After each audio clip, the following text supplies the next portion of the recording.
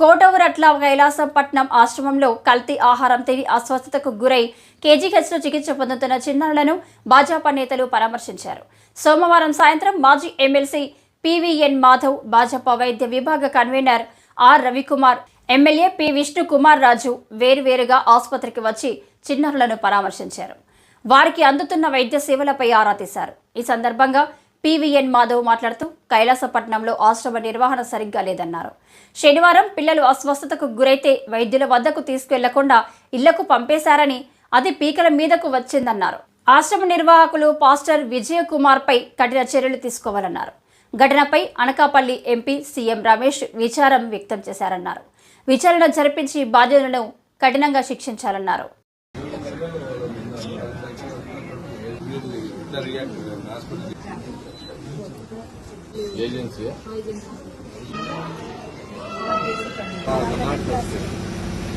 కైలాసపట్నం మన కోటవురట్ల మండలంలో ఇవాళ జరిగిన ఏదైతే సంఘటన ఉందో, ఇది శనివారం వాళ్ళకి బిర్యానీ అలాగే సమోసాలు పిల్లలకి ఇవ్వటం జరిగింది. అక్కడ ఉండే ఏదైతే పరిశుద్ధాత్మ అగ్ని స్తుతి ఆరాధనా సంఘం యొక్క ఏదైతే అనాథ శరణాలయం ఉందో, అనాథ శరణాలయం పాస్టర్ కె విజయకుమార్ అనే అతను రన్ చేస్తున్నాడు. ఆ యొక్క సంఘం ఆధ్వర్యంలో ఈ యొక్క విషతుల్యమైన ఆహారం వాళ్ళకి ఇవ్వటం జరిగింది. అక్కడే పిల్లలు వాంతులు విరోచనాలు చేసుకుంటే ఎటువంటి చర్యలు తీసుకోకుండా నిర్లక్ష్యంగా ఆ పాస్టర్ వాళ్ళ పిల్లలందరినీ కూడా తల్లిదండ్రులను పిలిచి ఇంటికి పంపించేయడం జరిగింది.